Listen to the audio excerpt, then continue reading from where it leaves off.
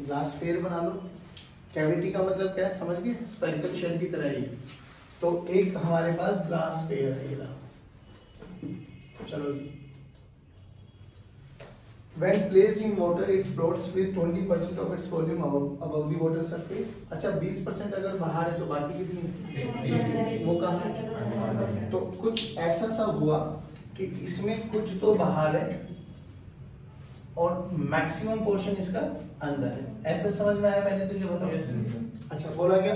Find VC by V। VC बोले तो volume of cavity, cavity समझ गए जहां फ्री स्पेस है, बेसिकली ये वाली वॉल्यूम, इसकी वॉल्यूम, और V बोले तो टोटल वॉल्यूम में पूरा का पूरा आ जाएगा। याद आया कुछ ऐसा? हमने पहले भी पढ़ा हुआ है। Solid sphere, hollow sphere. Hollow sphere में जब मास लिखते थे तो हम लोग मास ऑफ सॉलिड लिखा था 4/3 पाई r क्यूब माइनस 4/3 पाई r1 का क्यूब। समझ में आ गया? अब चलिए फ्लोट कर रहे हैं तो बेटा इक्विलिब्रियम कंडीशन है, Fb must be equal to weight of the body, है ना? आज इधर देखो, अब मुझे इतना बताओ, अगर 20% बाहर है, 20% ऑफ टोटल V बोले तो कितनी वॉल्यूम बाहर है? 0.2 V। ये तो बना 20%। यस। और यहाँ पे कितना बना? 0.8 V। चलो अगर ये फ्लोटिंग कंडीशन में है तो Fb must be equal to weight of the body, तो है ना इक्विलिब्रियम कंडीशन है ये, इक्विलिब्रियम कंडीशन। चलिए बच्चों आ जाओ। तो यानी Fb must be equal to weight of the body. Fb लिखवा सकते हो क्या? बिल्कुल, बोलो। Rho of liquid, volume displaced, बोलो कितना है? 0.8 into we.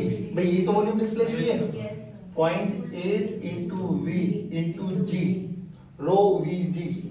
Sure, this is equal to weight of the body, rho of the solid, you can see वो। अच्छा कौन सी वॉल्यूम? जिसमें मास है, मास केवल और केवल इसमें, बाबू ध्यान रखो, केवल और केवल इसमें।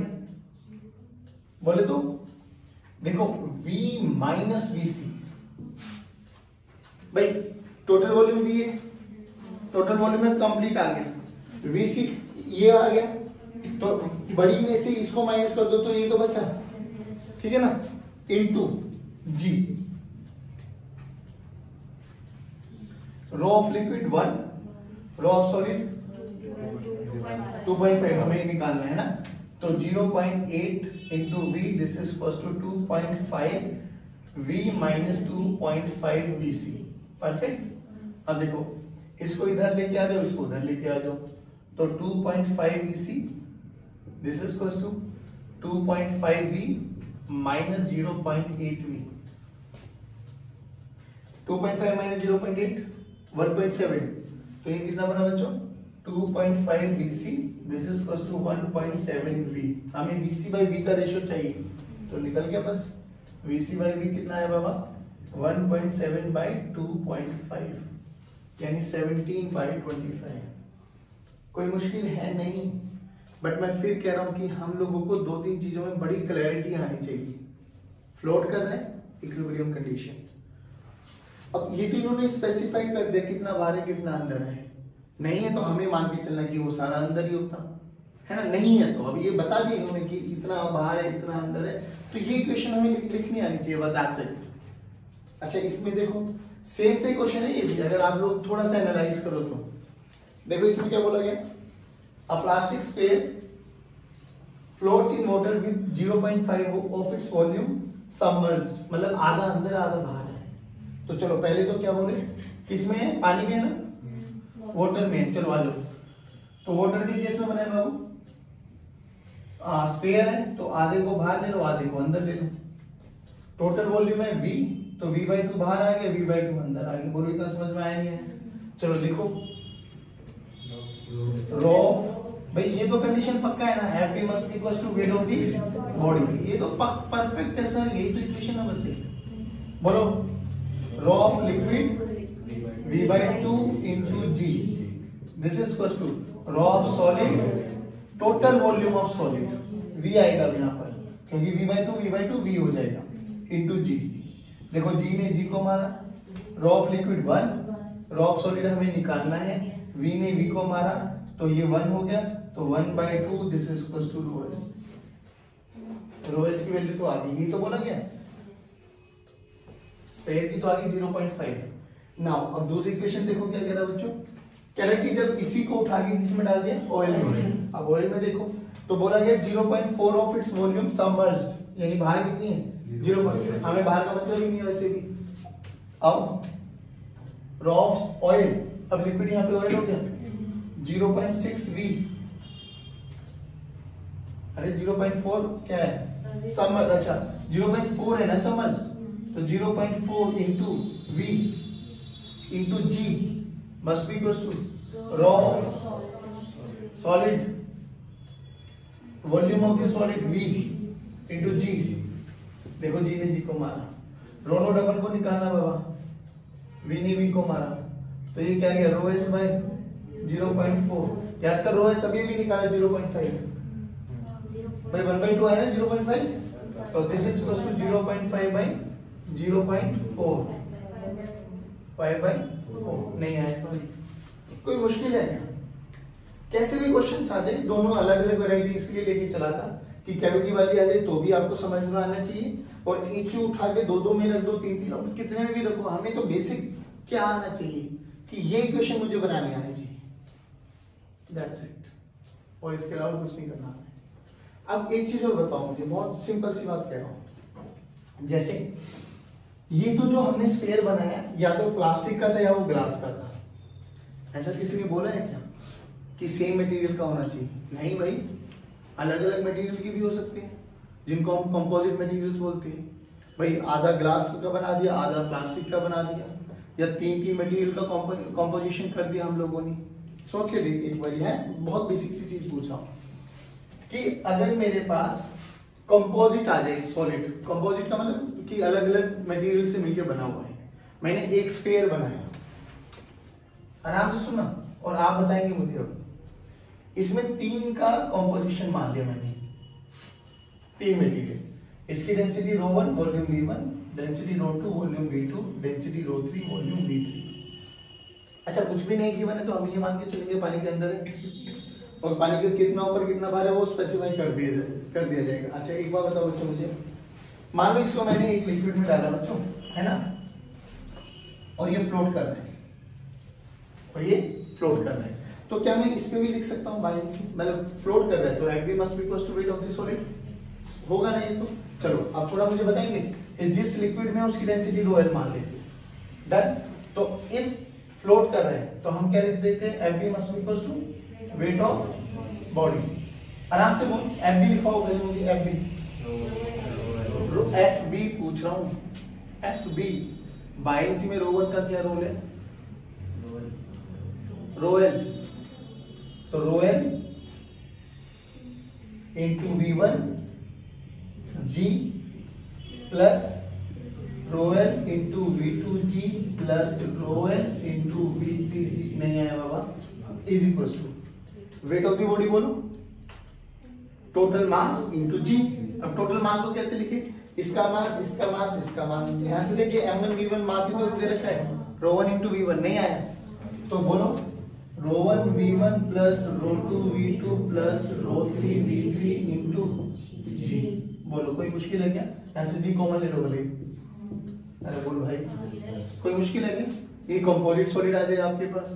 हमें बेसिक समझ में आया कि रियलिटी में मुझे कुछ भी दे यार, मुझे तो इक्वेशन लिखनी आनी चाहिए, और फ्लोट है तो Fb must be equal to weight of the body होगा, नहीं आया बच्चों, आगे श्योर पक्की बात, इसको नोट डाउन करो जल्दी। अब हम बात करेंगे अपरेंट वेट की।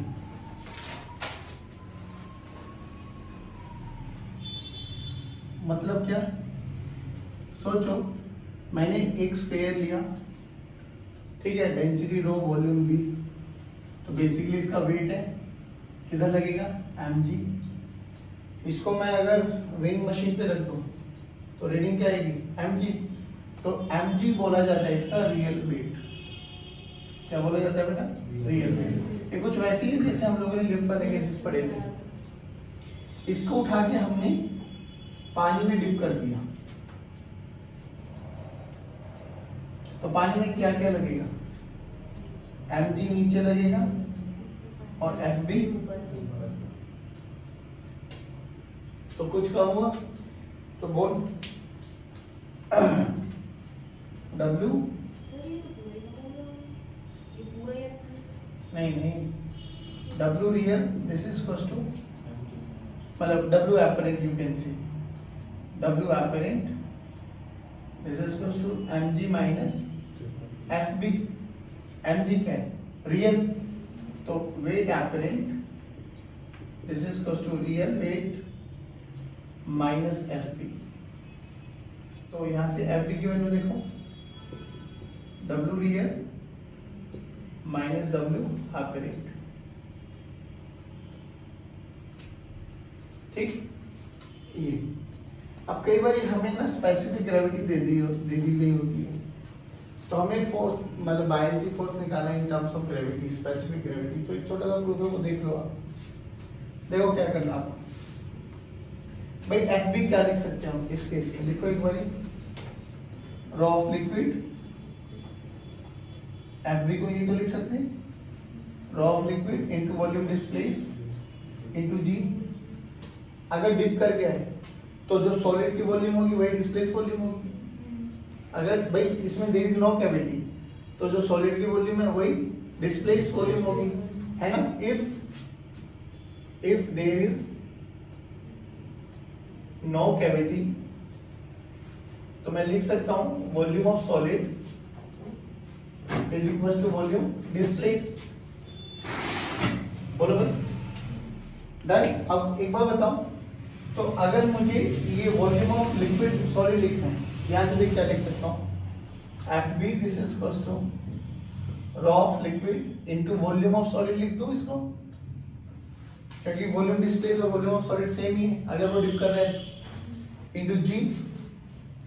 अच्छा वी सॉलिड को क्या लिख सकते हैं बेटे मास की टर्म्स में, हाँ mass this is equal to rho into V, rho into तो mass real mass rho of solid into volume of लिख सकता हूं। तो देख यहां से वॉल्यूम ऑफ सॉलिड क्या हो गया M real bye rho of S, उठा के रखो यहां पे एफ बी की वैल्यू देखो क्या हो गया rho of L into mass real into G divided by rho of S. ध्यान से देख एम रियल इनटू जी क्या हो गया वेट, रियल वेट। तो एफ बी क्या हो गया बाबा rho L into real weight divided by rho S. ध्यान से देखो एफ बी को मैं और भी इसको थोड़ा सा मतलब मॉडिफाई कर रहा हूं, वेट रियल रो एस, जो ये लिक्विड है इसको नीचे लेके आ दो भाई, ये नीचे आ गए ना, मल्टीप्लीकेशन ऊपर चली जाएगी फिर बाद में। ध्यान से देख रो एस बाय रो एल क्या होता था स्पेसिफिक ग्रेविटी, क्या होता था क्या होता था।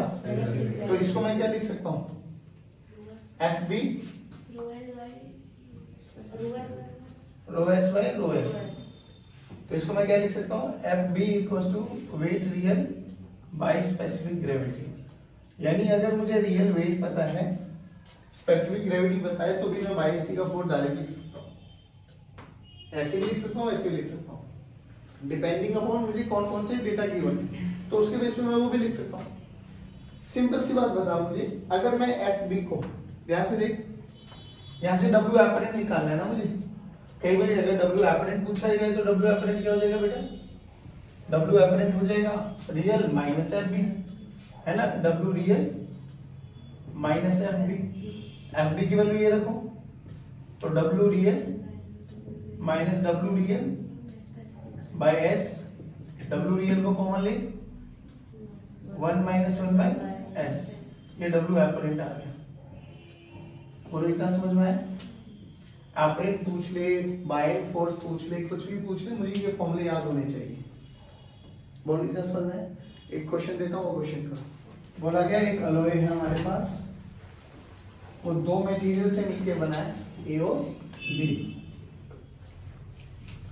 इसका टोटल जो वेट है वो 96 ग्राम है, ठीक। और जब इसको मेजर किया गया मतलब पानी में डिप किया गया तब कितना है 86। तो ये हुआ उसका मास रियल, और मास एपरेंट कितना बना बेटा 86। ऐसा बोला गया है कि पानी में डिप करने के बाद इसका जो वेट है मास है वो 86 ग्राम है, ठीक है। फिर इन दोनों की स्पेसिफिक ग्रेविटी भी गिवन है, इसकी कितने 11.4 और इसकी ये स्पेसिफिक ग्रेविटी हमें दे दी गई है, S2 मान लीजिए और इसको S4 मान लीजिए, कोई दिक्कत नहीं। ठीक, क्या बोला गया, मास कंपोजिशन निकालना है A का और B का। अब मुझे नहीं पता, मैं मान लेता हूं लेट A का मास m है, let mass of A is m, तो B का कितना बन जाएगा बेटा 96 माइनस m। मेरे से क्वेश्चन में क्या पूछा गया, find the percentage composition of A and B। अब परसेंटेज कंपोजिशन कैसे निकालते हैं हम लोग, जो मास ऑफ A है डिवाइडेड बाय टोटल मास है 96 gram into 100। Percentage composition of B कैसे निकालेंगे बेटा, mass of B by 96 into 100। Mass of A कितना माना है m by 96 into 100। Mass of B कितना माना है 96 माइनस m इंटू 100। मतलब मोरल ऑफ द स्टोरी क्या, मुझे अगर m पता लग जाए तो मेरा काम हो जाए। अब बात इसी m पे निकालो ना अपना चर्चा। क्वेश्चन समझ में आया कि एक एलोय था जो दो मटेरियल से मिलकर बना हुआ था, इसका मास एक्चुअली में इतना था, पानी में डिप किया गया तो ये आया, बताओ परसेंटेज कंपोजिशन। अब तो बहुत सिंपल है। अब ये भी देखा था FB का formula in terms of real mass and specific gravity, तो m real into G by S, यही तो था। तो दोनों पे लगा दो ना बेटा, जल्दी बोलो, इस पे बोलो टोटल बाइंग से कितना लगेगा बेटा, m रियल m माना हुआ है, gravity G divided by 11.4 plus इस पे देखो 96 minus m into G divided by 7.4। यहां तक बताओ कोई दिक्कत। एक चीज अभी भी निकाली थी कि जो W real minus W apparent this is equals to FB।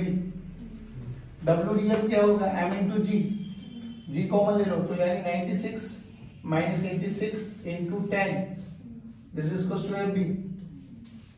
नहीं आया, बेसिकली G रख लो इसको, ये FB और ये FB दोनों को इक्वेट कर दो। देखो इक्वेटिंग करो तो m into G by 11.4 plus 96 minus m into 7.4, वहां से ये लेके आओ 10 इंटू G लिख दो बाबू। क्या तू यहाँ से m की वैल्यू नहीं निकाल सकता, बस m की वैल्यू निकालो, यहाँ रख दो। अब ये तो देखो करनी पड़ेगी ना बच्चे, है ना, पेपर में यही आगे तो छोड़ दोगे कि सर बहुत लंबी कैलकुलेशन थी, इतना टाइम किसके पास है।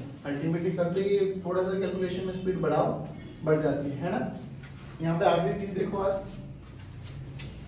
बायनेंसी इन मल्टीपल लिक्विड। अभी देख हम लोगों ने जितने भी मटेरियल्स डाले थे, सॉलिड डाले थे, उस कैविटी वाले डाले थे, वो सब एक ही मटेरियल में डाले थे। हाँ कभी कभी वो लिक्विड में था, कभी ऑयल में था। अब एक में डाले तो कि यहाँ पे मल्टीपल लिक्विड डाल दूं मैं अगर, इनमिसिबल समझिए, ये रहा,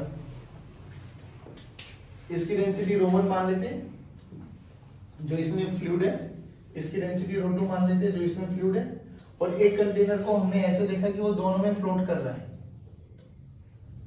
इसकी खुद की डेंसिटी ρs मान लेते हैं। ठीक है, इसका एरिया ऑफ क्रॉस सेक्शन ये मान ले बाबा, टोटल हाइट h मान लेते हैं, और इस वाले लिक्विड में जितना वो x है तो इसमें कितना होगा h माइनस x। फ्लोट कर रहा है तो क्या अभी भी नेट बायनेंसी का force must be equal to weight of the solid.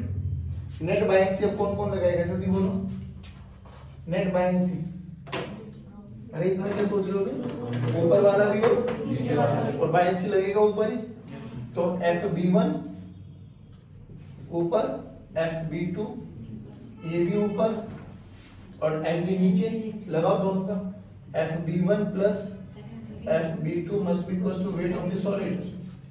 चलो बाबू बोलो, तो ρ1 V1 बोले तो area into h minus x into g plus ρ2, क्योंकि यहाँ पे लिक्विड ρ1 ρ2 है, ध्यान रखना, ρ2 into area into x into g must be equal to rho into solid, total volume of solid area into h into g. देखो जी ए दोनों तरफ कैंसिल आउट होता हुआ दिखाई देगा, तो rho 1 h minus x plus rho 2 into x rho s into h. कोई मुश्किल? अब तू 3 लिक्विड डाल दे। ठीक है, अब एक न्यूमेरिकल कराता हूँ, फिर आज की कक्षा को यहीं समाप्त करते हैं। चलो।